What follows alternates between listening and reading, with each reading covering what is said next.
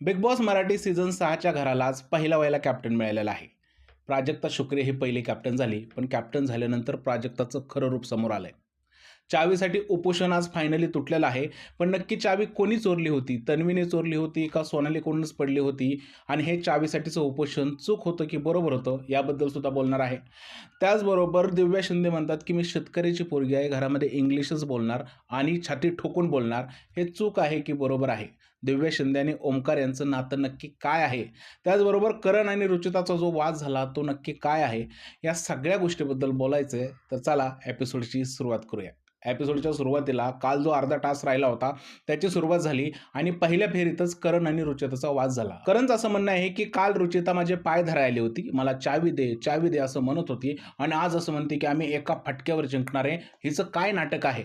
करणचे जे येडे चाळेपणा होता म्हणजे मध्ये असं करणं किंवा येड्यागत उड्या हाणणं, हे सगळा प्रकार चालूच होता. आणि या सगळ्या प्रकारामुळे जर का करणला वाटत असेल की तो खूप भारी दिसतोय, तर मला असं वाटतंय करण हा मूर्ख दिसतोय. करणमध्ये गेम खेळण्याची कॅपॅबिलिटी नाही आहे. करण स्वतःला खूप सेन्सिबल समजतो, पण तो सेन्सिबल नाही आहे. कारण ज्या पद्धतीचा तो वागला, तो सेन्सिबल वागला नाही आहे. रुचिताचं पण तेच आहे. ती तर डायरेक्ट शिवीगाळ करायला सुरुवात करते. म्हणजे तोंड आहे की शिवांचं भंडार आहे हे समजत नाही आहे. प्रत्येक गोष्टीमध्ये ॲग्रेसिव्ह व्हायचं, लोकांना शिव्या द्यायच्या, नाही नाही ते बोलायचं. जर का असंच चालू राहिलं, तर ह्या रुचिताला कोण पसंत करणार आहे? म्हणजे करण तिकडे ड्रामेबाज आहे आणि ही शिवी देणारी बाई आहे. या दोघांचं भांडण आपण डिस्कस करतोय, हे आपलं दुर्दैव आहे. बरं, या सगळ्या राड्यानंतर पहिल्या फेरीमध्ये अनुश्रीने तन्वीला बाद केलं. तन्वी बाद झाल्यानंतर खूप रडायला लागली आणि बोलली की माझं स्वप्न होतं, हे होतं, ड्रामा सगळा. आणि त्याच दरम्यान करण जो आहे तो एक गोष्ट बोलला. आता ही गोष्ट खूप सिरियस गोष्ट होती, पण त्या गोष्टीचा तेवढा बाव झाला नाही. काय झालं? ज्यावेळेस अनुश्रीने तन्वीचं सिक्रेट ओळखलं त्यावेळेस करण बोलला की हा कापूस जो आहे तो पाठीमागे भरून घ्या. आता ही गोष्ट रुचिताने पकडली, पण घरातल्या लोकांनी तिला सपोर्ट केला नाही. अशा प्रकारची भाषा वापरून करण रुचिताची बरोबरी करतोय का? करण स्वतःला काय समजतोय? तुला जर का एखादी गोष्ट नाही पटली, तर तू सभ्य भाषेमध्ये बोलू शकतो. समोर मुली आहेत याचं भान न ठेवता जर का आपण अशी भाषा वापरायची आणि बोलायचं तो कापूस मागून भरून घ्या, म्हणजे हे किती मूर्खपणाचं लक्षण आहे. करणसारखा सिन्सिअर माणूस, स्वतःला एकदम शार्प समजणारा मुलगा जर का अशा प्रकारची वक्तव्य करायला लागला, तर याला आपण सिन्सिअर समजायचं का? त्याला असं वाटतंय का की तो एक चावीचा टाच जिंकला म्हणजे तो खूपच स्मार्ट झालेला आहे? मला असं वाटतं की बाकी लोकांकडे बोट ज्यावेळेस माणूस दाखवतो ना, त्याच्याकडे 4 बोटं असतात. अशा प्रकारचे शब्द वापरून करणने त्याची मेंटॅलिटी दाखवलेली आहे. एवढंच नाही, तर बाकी लोकांनी आज रुचिताचा सपोर्ट केला असता तर करणचा सगळ्यात मोठा अपमान झाला असता. पण घरातल्या लोकांनी सपोर्ट नाही केला म्हणून काय झालं? किंवा घरातल्या लोकांनी हा मुद्दा पकडला नाही म्हणून काय झालं? आपण बिग बॉस बघतो, आपण ही गोष्ट बघितलेली आहे आणि करणने ते शब्द वापरलेले आहेत. कदाचित बिग बॉसचे मेकर्स ही गोष्ट दाखवणार सुद्धा नाहीत, कारण वीकेंडचा वॉरचं शूटिंग आजच झालेलं आहे. रितेश भाऊंचा प्रोमो सुद्धा आलेला आहे. पण करणची ती भाषा चुकीची होती. एकीकडे ही रुचिता सुद्धा घाणेरड्या शिव्या देते, काय काय बोलते, म्हणजे मगाशी म्हणल्याप्रमाणे तिचं तोंड नाही, शिव्यांचं भंडार आहे. आणि हे दोघं सुद्धा मूर्खाचा बाजार आहे, असं सद्यस्थितीत वाटत आहे. याच दरम्यान जो पहिला राऊंड झाला त्या दरम्यान ॲज युजुअल दिव्या शिंदे इंग्लिशमध्ये बोलत होत्या. अनुश्री आणि तिचा वाद झाला, कारण बजर वाजल्यानंतर सुद्धा करण कापूस भरत होता. ती गोष्ट तिला आवडली नाही आणि संचालकाने ती फेरीमध्ये अनुश्रीला बाद केलं. त्यानंतर अनुश्री आणि तिचा वाद झाला. वाद झाल्यावरती अनुश्री तिला बोलली की तू मराठीत बोल, आम्हाला मराठी समजतं, इंग्लिशमध्ये बोलायची गरज नाही. तर या ठिकाणी दिव्या शिंदे मॅडम काय बोलतात की मी शेतकऱ्याची पोरगी आहे, मी ठोकून इंग्लिश बोलणार, दाखवणार सगळ्या महाराष्ट्राला की मी शिकलेली मुलगी आहे, मी इंग्लिश बोलणार. मान्य आहे की दिव्या शिंदे ह्या सरकार आहेत, हुशार आहेत, शेतकऱ्याची मुलगी आहे, अभिमान आहे आम्हाला सुद्धा की शेतकऱ्याची मुलगी बिग बॉस सारख्या घरामध्ये गेली, तिकडे जाऊन इंग्लिश बोलते, भारी वाटतंय. पण हुशारी आणि इंग्लिशचा काय संबंध आहे? जर का इंग्लिश बोलणारी सगळीच लोक हुशार असते, तर इंग्लिश मीडियममध्ये जाणाऱ्या सगळ्या मुलांचे पहिले नंबर आले असते. अमेरिकेतले किंवा US मधले सगळेच टॉपर असते, त्यांना कुठेच बाहेर जायची गरज नसती लागली. हे जे बोलणं आहे की मी शेतकऱ्याची मुलगी आहे, इंग्लिश बोलणार, शिकलेले आहे, म्हणजे जी लोक शिकलेली नाहीत किंवा ज्या लोकांना इंग्लिश भाषा येत नाही ते लोक अडाणी, त्यांना काही अक्कल नाही. आणि ज्यांना इंग्लिश येते त्यांनाच खूप जास्त अक्कल आहे. त्या ज्या पद्धतीने थोर नेत्यांची नावं घेतात, हुशार वाटतात, एवढं हुशार असून सुद्धा जर का अशा प्रकारची वक्तव्य करत असतील, तर या वक्तव्याला काय म्हणायचं? बरं, ह्या मॅडम एवढं विसरलेल्या आहेत की त्या एका मराठी शोमध्ये आलेल्या आहेत आणि अपेक्षा हीच आहे की मराठी शोमध्ये मराठी बोलावं.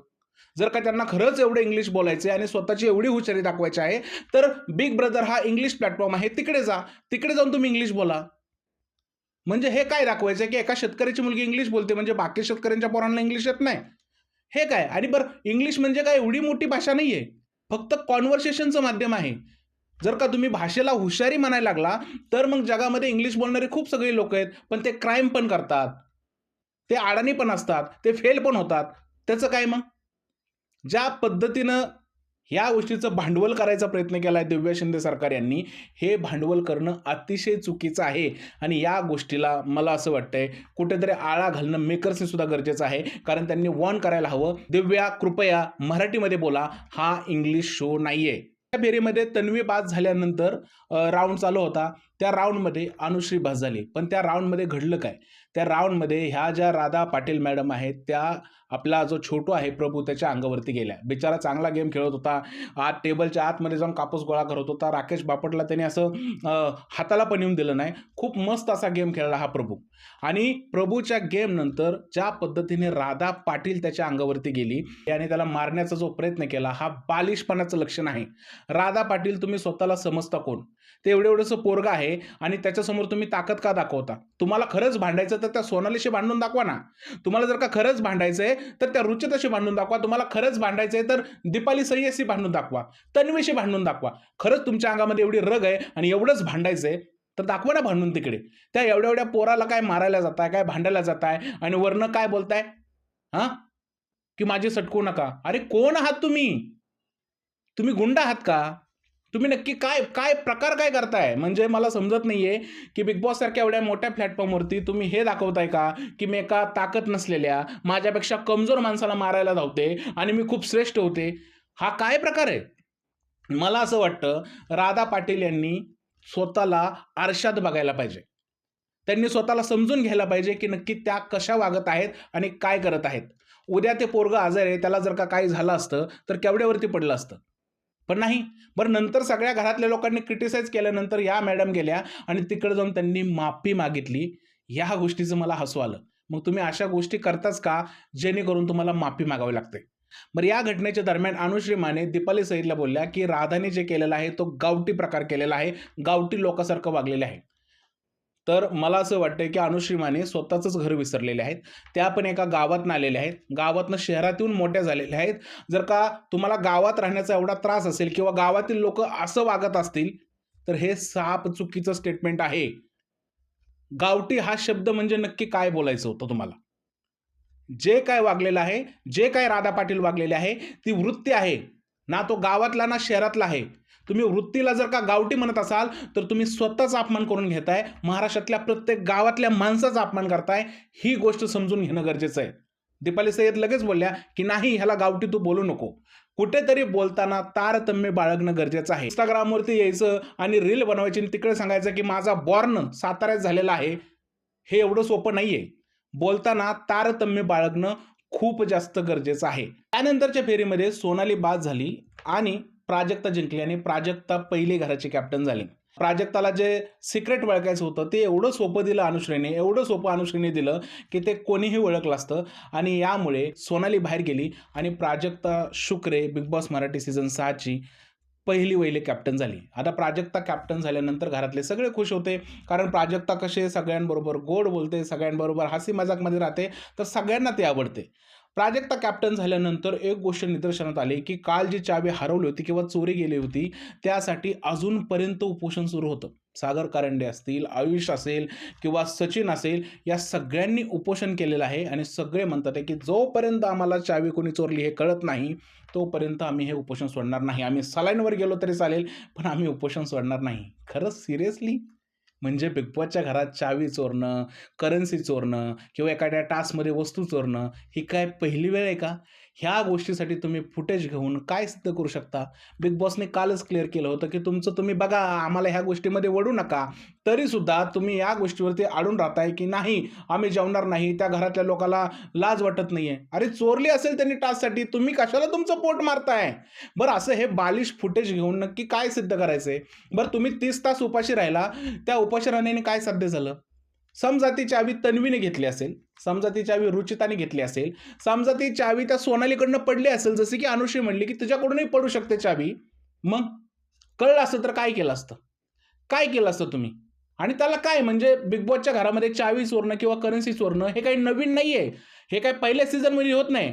पण बालिश गोष्टीसाठी उपोषण करून तुम्ही हे दाखवताय, की तुम्ही बालिश प्लेयर आहात. सागर कारंडेचा तर आवाज गेलेला आहे, तरीसुद्धा त्यांनी उपोषणावरती ठाम राहिले. याच गोष्टीचं हसू येतंय. याला काय गरज आहे? म्हणजे जर का तुम्ही लॉजिकली गोष्टीमध्ये स्टँड घेतला असता, तर कदाचित बिग बॉसनेच तुमचं उपोषण सोडायला लावलं असतं. पण बिग बॉसला हे कळलं, की या गोष्टीला काहीच लॉजिक नाहीये आणि उपोषण करतात आहे. सगळ्यात हसण्यासारखी गोष्ट काय माहिती आहे का?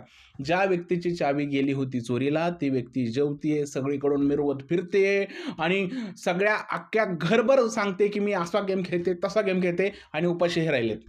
काय लॉजिक आहे? बरं कहर एवढा झाला, की तो विशाल जो आहे, तो या सगळ्या लोकांना बोलला, की बाबा तुम्ही वन बाय वन जा आणि तिकडे डिस्कस करा आणि ज्यांनी कोणी घेतली त्या तिघांसमोर सांगा, आमच्यासमोर नाही सांगितले तरी चालेल. या लोकांनी अक्षरशः वन बाय वन इंटरव्ह्यू घेतल्यासारखं विचारलं, "हां, तू चोरली का? मग तुला कोणी माहीत आहे का?" मग लगेच दीपाली सय्यद आली, की मला तन्वीवरती संशय येतोय. तन्वीने अजून कोणाचं तर नाव सांगितलं, अनुश्रीने अजून कोणाचं तर नाव सांगितलं. म्हणजे काय बालिश प्रकार आहे. म्हणजे या प्रकाराला असं म्हणता येईल, की "आ बैल मुझे मार." काही सुद्धा नाही. ज्या व्यक्तीची खरंच चावी चोरीला गेली होती, तिला टेन्शन नव्हतं. अरे तुम्ही कशाला उपाशी राहताय? आणि यांनी तुम्हाला फुटेज नाही मिळणार आहे. तुम्हाला काहीतरी करावं लागेल. या ठिकाणी अजून एक गोष्ट मी नोटीस केली. अनुश्री माने जी आहे ना, ती कोणाचीच नाहीये. तिला बसायला तन्वी लागते, रुचिता लागते, राधा पाटील लागते, यांच्याबरोबर ती गप्पा मारते. पण ज्यावेळेस गेम खेळायची वेळ येते, त्यावेळेस ती त्यांच्या पाठीशी उभा राहत नाही. अनकम्फर्टेबल आहे अनुश्री माने. ना इकडे ना तिकडे. तिला जे आहे ते त्या लोकांबरोबर राहायचंय, पण इकडल्या लोकांमध्ये येऊन गप्पा मारायचा आहे. तिलाच गेम कळत नाही. यानंतर विशाल आणि ओमकारचा सुद्धा वाद झाला. वाद धक्काबुक्कीपर्यंत पोहोचला. कारण ओमकारने काल जो प्रकार झाला त्यानंतर त्याच्या काहीतरी पिन्स होत्या त्या फेकून दिल्या आणि यासाठी विशालने परत एकदा राडा केला.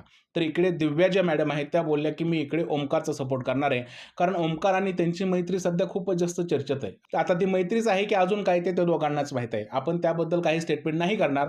पण दिव्या मॅडमला ओमकारची जास्त कळ येते आणि त्या ओमकारबरोबर जास्त गप्पा मारतात. हे संपूर्ण महाराष्ट्र बघतोय आणि दिसत आहे. तुम्ही सुद्धा मी मगाशी लाईव्ह केलं होतं त्या कमेंट सेक्शनमध्ये हे म्हणत होता, की ओमकार आणि दिव्या मॅडमचं नक्की चाललंय तरी काय? मला माहीत नाही काय चाललंय. त्या दोघांनाच माहिती आहे काय चाललंय. पण जे चाललंय ते महाराष्ट्राच्या समोर चाललंय. आता विशालने छोट्या पिनसाठी एवढा इश्यू करायची गरज होती का? आणि ओमकारने सुद्धा त्याच्या पिन त्या रागामध्ये फेकायची गरज होती का?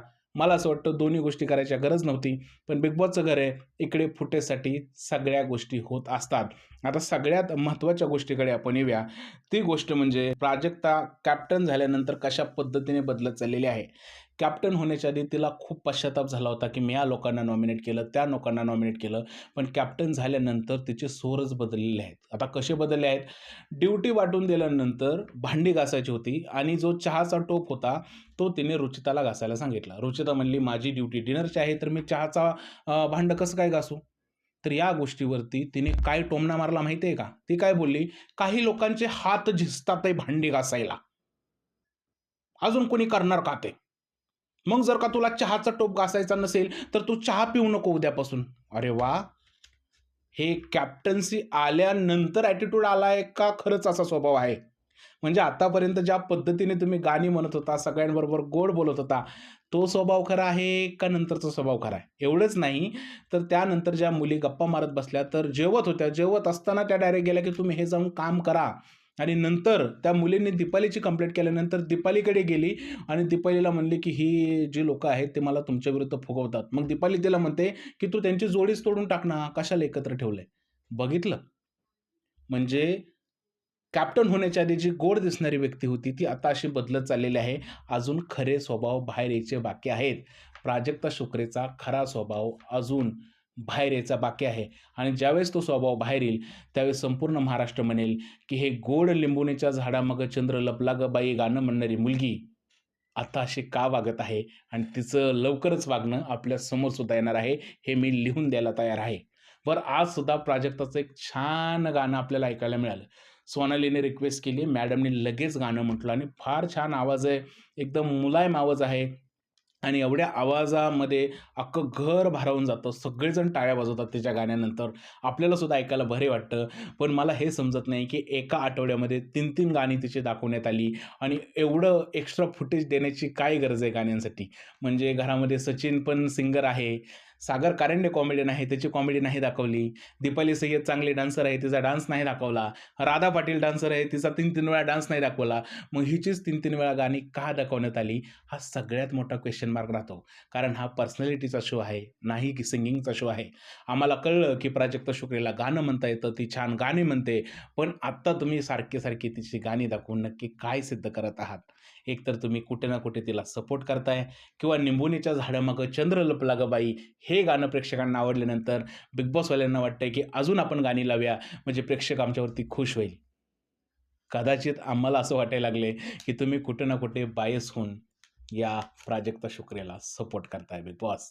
बाकी घरातील ओव्हरऑल सिनेरिओ पाहिला तर मला असं वाटतंय, की काही लोकं पिकनिकसाठी आलेले आहेत, जत्रेत आलेले आहेत आणि यांची जत्रा जी आहे, ती लवकरच रितेश भाऊंनी मोडायला पाहिजे. राकेश बापट असेल, रोशन भजनकर आहे, ही जी मंडळ आहे, ही घरामध्ये अजिबात इनपुट देत नाहीत. सचिन अजिबात इनपुट देत नाहीये. या सगळ्या लोकांना चावी देण्याची गरज आहे. नाहीतर यांना घराच्या बाहेर पाठवलं तरी काही फरक पडणार नाही. कारण हे लोकं गेमच खेळत नाहीयेत. सोनालीसुद्धा गेम खेळत नाहीये. सोनाली फक्त हां, हं, एवढंच करायला आलेले आहे. असाच होता आजचा एपिसोड. नक्की तुम्हाला काय वाटतं या एपिसोडबद्दल? प्लीज मला कमेंट सेक्शनमध्ये सांगा आणि जर हा व्हिडिओ आवडला असेल तर त्याला लाईक करा, शेअर करा, चॅनलला सबस्क्राईब करायला विसरू नका. भेटूया पुढच्या व्हिडिओमध्ये. तोपर्यंत जय हिंद, जय महाराष्ट्र आणि भारत माता की जय.